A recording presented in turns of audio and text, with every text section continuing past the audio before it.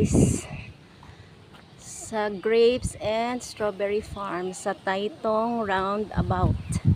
Dito tayo bababa at sasakay kayo ng bus na 66k dahil holiday ngayon. Hong Kong Administrative Region, walang pamasahe ang bus.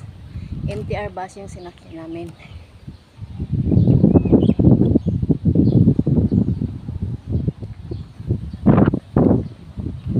Malapit lang dito yung farm. 5 minutes walk lang, farm na. Ang ganda ng bundok, oh. Diyan. Yung tree nila, oh, may mga lantern. Ang ganda. Ayan, oh.